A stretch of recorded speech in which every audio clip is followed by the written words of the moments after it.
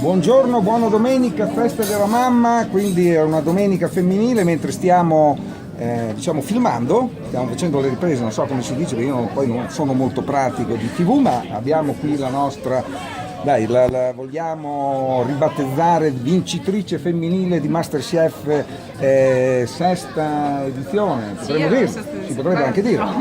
Diciamo che il Masterchef è no gender, nel senso che vince un uomo o una donna. Certo, sicuramente. L'anno scorso, ad esempio nell'edizione 2016, ha vinto Erika Riverani, quest'anno c'erano buone speranze anche per le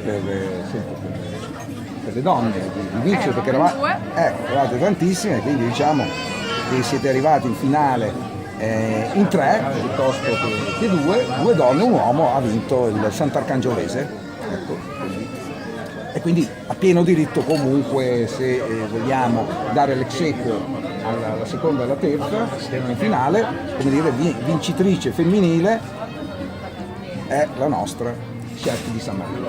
Esatto, sì, è stata una bellissima esperienza per me e ormai è passato quasi un anno, perché le riprese sono iniziate a maggio dell'anno scorso e mi è cambiata totalmente la vita. Io sono molto felice perché ho seguito il mio sogno e ho iniziato questa avventura in cucina. È un mondo difficile, duro, perché bisogna lavorare tante ore, però io sono molto più soddisfatta adesso che prima, quindi sono proprio felice. Ha cominciato a lavorare in cucina in questo momento, perché prima chiaramente ha scherzato, perché siamo in un ristorante con una stella Michelin, dovrebbe arrivare anche Sartini, lo chef, stellato Michelin già da parecchi anni, anzi devo dire abbiamo dato noi la notizia alla radio, abbiamo fatto una telefonata in diretta, abbiamo cercato il numero di questo ristorante, c'era un trasferimento di chiamata e ha risposto questo chef che stava girando, stava vagando per la Romagna in un periodo tra l'altro in cui il ristorante era chiuso e stava per essere rinnovato.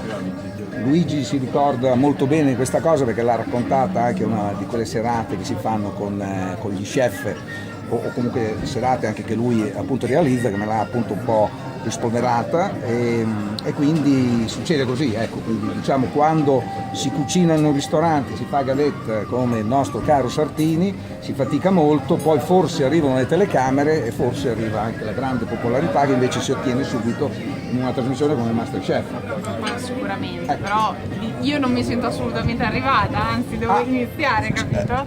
Quindi sono qui per imparare, non potevo scegliere un posto migliore per iniziare.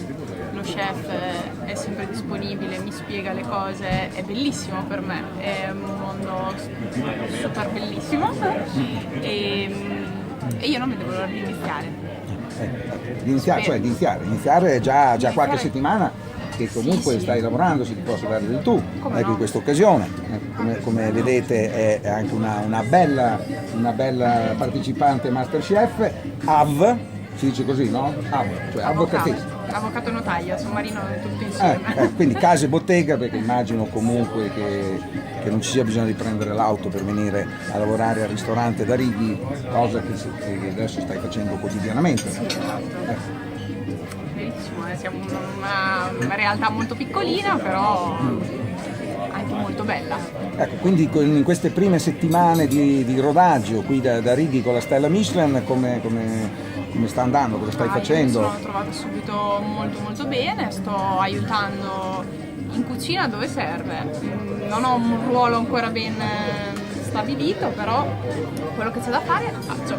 Poi tu fai sia piatti diciamo salati che dolci, Sì, non è che aiuto i capi partita dei primi, degli antipasti, dei secondi, dei dolci, quindi tutto fare. Volevo capire comunque, ora che è già qualche settimana insomma che sei entrata veramente in un ristorante, anche perché comunque Masterchef vieta proprio di non aver avuto esperienza neanche l'istituto alberghiero, cioè quindi se ecco, chi fa l'istituto alberghiero non può partecipare ad esempio. Ecco, siamo amatoriali in tutto. Ecco, quindi questa è la caratteristica che ho notato in tutti voi partecipanti, in una famiglia chiaramente che magari si concede anche ogni tanto di andare in un buon ristorante di cucina creativa, perché immagino stiamo parlando di questo, cos'è che ti affascina? La cucina gourmet, in tutte le sue forme, anche la cucina molecolare. Abbiamo avuto l'esperienza dell'ultima esterna in un ristorante 3 stelle Michelin che fa cucina molecolare, quindi ho scoperto questo mondo e secondo me è bellissimo. Chicche da Costa? Chicche da Costa. Pure lui fa la cucina molecolare. Pensavo che fosse solo l'unico Ferrero Adrià che ha chiuso, invece c'è qualcuno ancora che evidentemente usa queste tecniche, ad esempio un piatto di cucina molecolare, perché molte volte si parla di cucina molecolare, io me ne sono occupato un po' di anni fa, poi ho capito di cosa si trattava e ogni tanto me lo chiedono, ma è una cosa lunga comunque da spiegare. Ora è bello anche capire cos'è per ognuno di noi la cucina molecolare, ad esempio per te? Per me la cucina molecolare è arte sostanzialmente, e mi piace inserirla nei sapori tradizionali, quindi un piatto magari che sia un polpo con le patate, ma invece di fare la solita patata bollita fai una spuma sifonata, oppure fai delle sfere, gelifichi, cambi le forme, però il sapore magari rimane lo stesso. E serve per sbalordire oltre che il gusto anche la vista, quindi quando ti arriva un piatto magari con il fumo di questo effetto scenico, che secondo me è bellissimo, va saputo dosare perché tutto così sarebbe eccessivo. E io sono comunque anche legata alle tradizioni, si è vista anche nel mio ultimo menu di degustazione, però alcune cose mi affascinano tantissimo e sono bellissime secondo me. Che poi è l'azoto, praticamente un ingrediente che non si compra praticamente nei negozi che vendono chiaramente cibi, no? non si compra in gastronomia, ma magari si potrebbe acquistare, come dire, dagli antenati di Massimo Bottura, perché erano, no, dei rivenditori, forse lo sono ancora, di combustibili. Ecco, quindi l'azoto penso che si trovi dove vendono i gas, quindi piuttosto che al supermercato. Poi magari c'è anche quello, quindi comunque è l'azoto, diciamo, che può essere utilizzato in tante preparazioni, e quindi poi alla fine, come dire, sì, è una cucina che si rinnova usando appunto queste tecniche. Quindi Chicche da Costa ti ha colpito parecchio, invece altri chef che ti hanno colpito, altri ristoranti che ti hanno colpito per comunque decidere di fare la cucina che abbiamo visto. Abbiamo l'aperitivo, è arrivato l'aperitivo, bene, grazie. Bene, grazie. Noi siamo qui riuniti, questo è il bello della diretta, è il pranzo della domenica, l'unico servizio fatto dal ristorante gourmet della settimana, quindi si può venire anche a pranzo alla Stella Michelin Righi e quindi apprezzare, devo dire, il menù. Comunque, tornando alla domanda, altri chef, io darei un po' di spazio alle donne, quindi mi piace Rosanna Marziale, oppure mi piace Viviana Varese tantissimo. Rosanna Marziale mi fa impazzire. Sì? Mi fa impazzire anche perché ha questo ristorante, devo dire, molto classico. A pochi passi, non sono mai andata a mangiare, però la seguo è una cuoca che ha dell'incredibile, ma devo dire che tutte queste donne che si stanno facendo notare comunque non sono male. Io poi sono abbastanza specializzato e quindi le seguo tutte, sia a Salina, ce n'è una che ha avuto la stella l'anno scorso, e poi ce ne abbiamo una a Strongolo in Calabria, andrò a provare sicuramente molto presto. Devo dire, io sono per la cucina delle donne, quindi ecco perché poi in realtà sono qui a San Marino, diciamo che effettivamente c'ho un debole anche per la vincitrice del Masterchef l'anno scorso, Erika Liverani, perché effettivamente anch'io sono convinto, mi sembra che l'abbia detto anche Bastianici ultimamente, perché mi tengo informato con Masterchef, il fatto che la cucina è donna. Lui ha la mamma, poi bravissima cuoca, e forse è quello che secondo me ha influenzato la scelta di prendere una donna piuttosto che un uomo in giuria a Masterchef.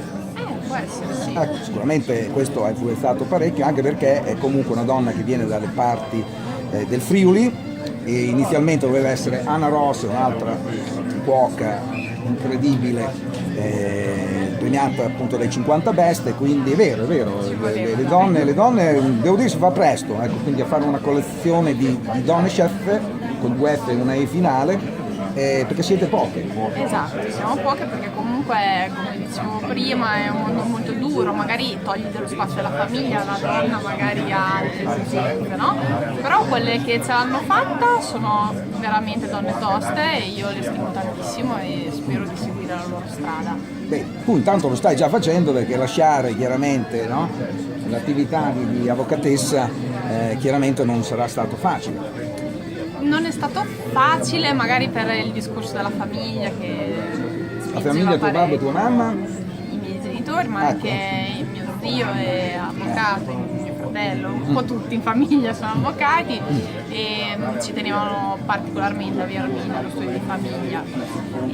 Però io la sentivo dentro di me questa scelta, quindi ho seguito per una volta quello che mi diceva il mio cuore, quindi penso che scelta migliore non potevo fare. Beh, comunque qui da Righi è aperto solo la sera e appunto a pranzo la domenica, come dire, si potrebbe anche unire le cose, anche perché gli avvocati, i notai, i ragionieri sono grandi frequentatori dei corsi AIS e quindi in un certo senso diventano sommelier, ma in realtà continuano la loro attività.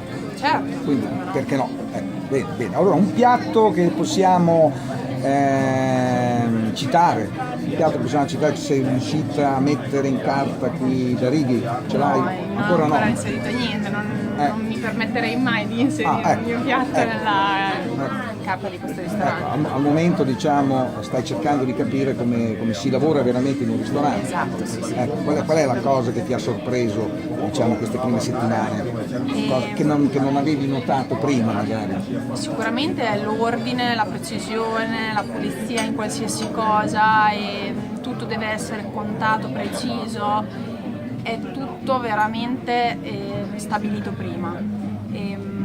Così il servizio è perfetto, riesci a raggiungere la perfezione, perché se lasci qualcosa al caso rischi magari di poter sbagliare, essere di corsa, invece se ti prepari prima e segui un metodo viene tutto perfetto. Abbiamo ancora 3 minuti, in questi ultimi 3 minuti chiaramente dobbiamo rivelare qualche retroscena. L'anno scorso ricordo che Erika Liverani ci parlò di una cena a 3 dove chiaramente chi vinceva doveva pagare il conto, anche perché poi nel meccanismo del Masterchef sapete 6 mesi prima chi è il vincitore, chiaramente c'è tutto il tempo per andare in un ristorante 3 stelle e pagare un conto diciamo a 6 zeri, mi sembra di ricordare, comunque leggermente sopra ai 6 zeri. No. Non so se questa è una cosa che fate, visto che tu sei una Io e Valerio dei 3. ci piace un sacco andare a mangiare nei ristoranti. Perché tu e Valerio...